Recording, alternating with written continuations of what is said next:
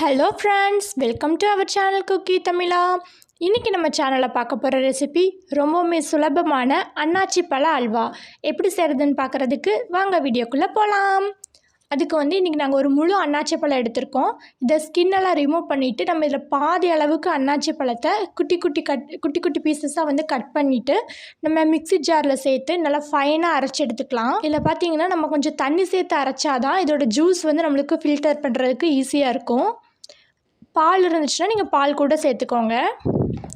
நாங்கள் தண்ணி சேர்த்து நல்லா ஃபைனாக அரைச்சி எடுத்துக்கிட்டோம்.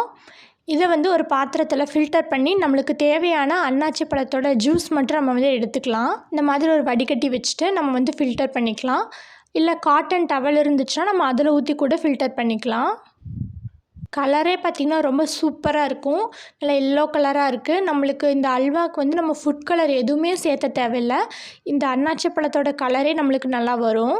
இப்போ பார்த்திங்கன்னா நல்லா ஃபில்டர் பண்ணி எடுத்தாச்சு. இந்த மேலே இருக்கக்கூடியது நம்மளுக்கு தேவையில்லை. இப்போ இந்த ஜூஸ் இங்கே இருக்கட்டும். நம்ம அடுத்த ப்ராசஸ் ஸ்டார்ட் பண்ணிக்கலாம்.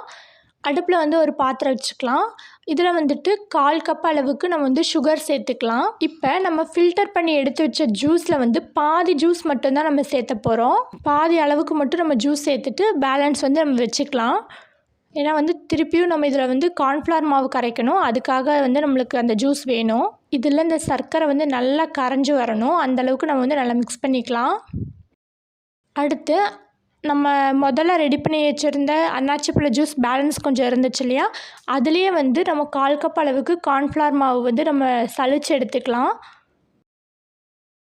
இதில் பார்த்திங்கன்னா சர்க்கரை நல்லா கரைஞ்சிருச்சு. நல்லா கொதி வர ஆரம்பிச்சிருச்சு.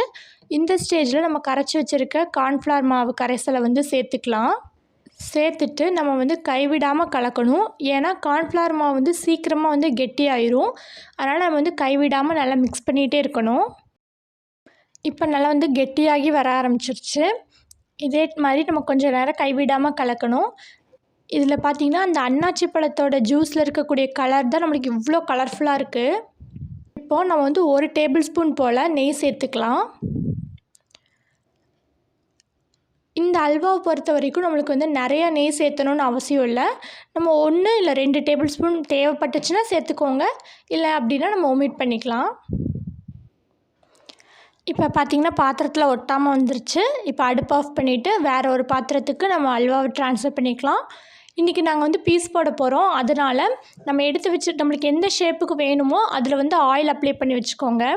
நாங்கள் இன்றைக்கி இந்த ரவுண்ட் ஷேப்பில் இருக்கக்கூடிய பாக்ஸ் எடுத்திருக்கோம். இதில் ஆயில் அப்ளை பண்ணிவிட்டு இதில் நம்ம அல்வாவை போட்டுக்கலாம். ஃபுல்லாக சேர்த்துனதுக்கப்புறமா நல்லா ஆறணும். ஆறுனதுக்கப்புறம் பீஸ் போட்டால் தான் நல்லா பர்ஃபெக்டான ஷேப்பில் நம்மளுக்கு பீஸ் கிடைக்கும். அவ்வளோதாங்க, நம்மளுடைய சுவையான அன்னாச்சி பழ அல்வா தயாராகிடுச்சு. இதே மாதிரியே செஞ்சு பார்த்துட்டு எப்படி இருக்குன்னு சொல்லி கமெண்டில் சொல்லுங்கள். தேங்க்ஸ் ஃபார் வாட்சிங்.